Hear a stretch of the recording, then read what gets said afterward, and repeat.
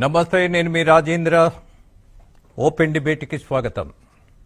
ఈ డిబేట్ మీద మనతో ఇవాళ దివి లీలా మాధవరావు గారు, ఏపీ రేషన్ డీలర్స్ ప్రెసిడెంట్గా ఉన్నారు. వెల్కమ్ చెప్తూ, అలాగే మాధవరావు గారు రాష్ట్రంలో అనవసరమైనటువంటి ఇబ్బంది రేషన్ డీలర్స్ ఫేస్ చేయాల్సి వస్తోంది. దొంగొకడైతే కారణం కానటువంటి వాళ్ళని, అలాగే ఈ పబ్లిక్ డిస్ట్రిబ్యూషన్ లో వేలాది మంది బాధ్యతగా ఉన్నా కూడా వాళ్ళ మీదే బురద జల్లటం. అఫ్ కోర్స్ రేషన్ డీలర్ అనగానే గతంలో ఉండేవి కొన్ని, బట్ ఆ రేషనల్ డీలర్స్ కి సంబంధించినటువంటి వ్యవహారాల్లో రేషనలైజేషన్ వచ్చింది, అలాగే టెక్నాలజీ వచ్చింది, అలాగే బాధ్యత పెరిగింది. మొత్తం మీద ఇందులో ఎవరిని దోషులుగా భావించాలి, ఎక్కడ లోపం ఉన్నది అన్నది ప్రధానమైనటువంటి విషయంగా. ఎస్ మాధవరావు గారు, నేను కొంచెం వేదనతోనే లెంగ్దీగా మాట్లాడాను. I'm sorry, but the thing is, నేను ఏది అనుకుంటున్నానో అది కమ్యూనికేట్ చేసే ప్రయత్నం చేశాను. మాధవరావు గారు. Okay sir. ఇప్పుడు విషయం ఏంటంటే సార్, ఈ పీడిఎస్ పబ్లిక్ డిస్ట్రిబ్యూషన్ సిస్టమ్ అనేది రామారావు గారు ముఖ్యమంత్రికి ముందు తర్వాతగా రెండుగా విభజించుకోవాలండి.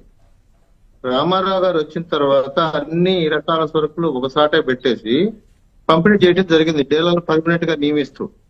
ఆ రోజున రాష్ట్ర ప్రజా పంపిణీ వ్యవస్థ దేశంలో నెంబర్ 1 స్థానానికి ఎదిగిందంటే అది గౌరవ ముఖ్యమంత్రి వర్యులుగా చేసినటువంటి ఎన్టీ రామారావు గారు యొక్క ముందు చూపుతో పాటు పేదలకు అన్నం పెట్టాలనేది, రేషన్ డీలర్ల సమర్థత కూడా ఒక కారణం. ఆ తర్వాత కూడా ఈ పీడిఎస్ వ్యవస్థ అనేది బాగానే పనిచేసుకుంటూ వచ్చింది. 2014-19లో గౌరవ చంద్రబాబు నాయుడు గారు వచ్చిన తర్వాత అంతకుముందు డీలర్ల మీద ఒక అపవాదు ఉండేది, దాన్ని సరిపేసే విధంగా ఈ పాస్ విధానాలు తెచ్చి పారదర్శకంగా పంపిణీ మొదలు పెట్టారు. ఆ పంపిణీ మొదలు పెట్టిన తర్వాత డీలర్లు అనే వాళ్ళకి అంతకుముందు ఉన్నటువంటి అపవాదు పెరిగిపోయింది. ఆ టైంలో కూడా అసలు లేదని చెప్పను, అవినీతి అనేది ఒక 10% 20% ఉండేది.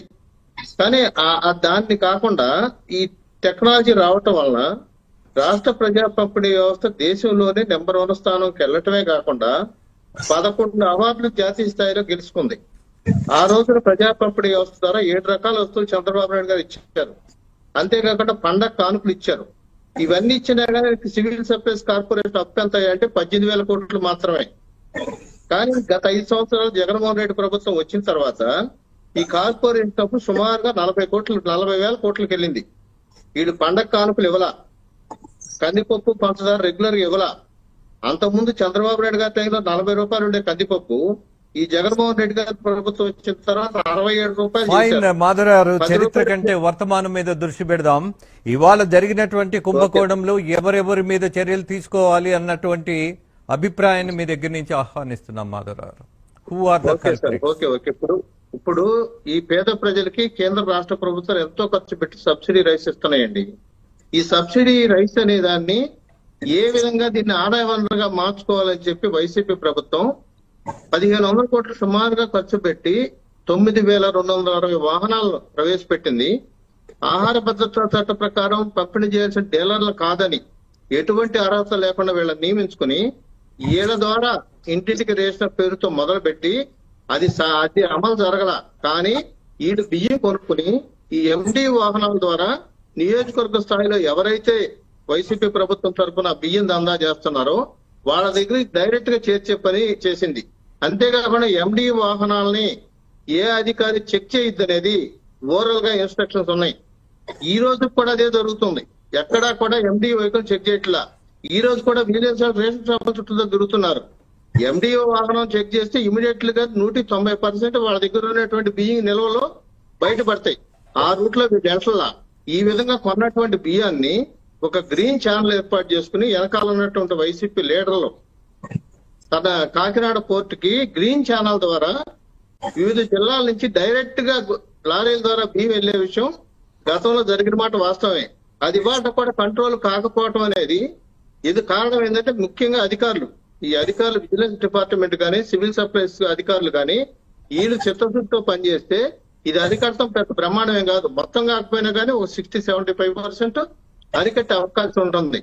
ఇది ఈ విధంగా జరగటానికి వాళ్ళ ఆసరాగా మారటానికి కూడా కేంద్ర ప్రభుత్వం కానీ రాష్ట్ర ప్రభుత్వం కానీ ఇచ్చే బియ్యం అనేది ఇవాళ అందరూ కూడా సన్న బియ్యానికి అలవాటు పడి ఈ బియ్యం తినటం అనేది తగ్గింది. యాక్చువల్ గా 30% మాత్రమే బియ్యం తింటున్నారు. ఒక 10% మిక్స్డ్ రైస్ తింటున్నారు బీపీటీది కలుపుకొని.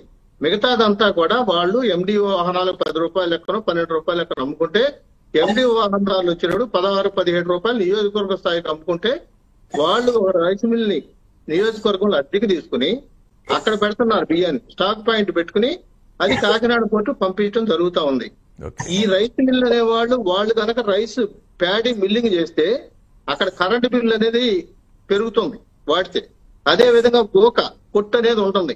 అవేవి కూడా ఏ రైస్ మిల్ దగ్గర ఉండనటువంటి పరిస్థితి. మరి ఆ విధంగా బియ్యం అది అధికారులు చెక్ చేస్తే వాళ్ళ దగ్గర బయటపడదా? వీళ్ళు చిత్తశుద్ధితో పనిచేయట్లా. పని చేయకుండా ఉండమట్టే ఈ దౌర్భాగ్యం అంతా వచ్చింది. ఈ వాహనాలు పెట్టి ఇదంతా చేసి ఇచ్చేస్తున్నారు. దీనికి విరుడు ఒకటేనండి. ఒకటి పీడీ యాక్ట్ పెట్టాలి. రెండేంటంటే ఈ సన్న బియ్యం అనేది, ఇది దొడ్డు బియ్యం జనం తింటలేదు కాబట్టి ఇవాళ 43.5 రూపాయలు కొని రూపాయికి ఉచితంగా బియ్యం ఇస్తున్నారు.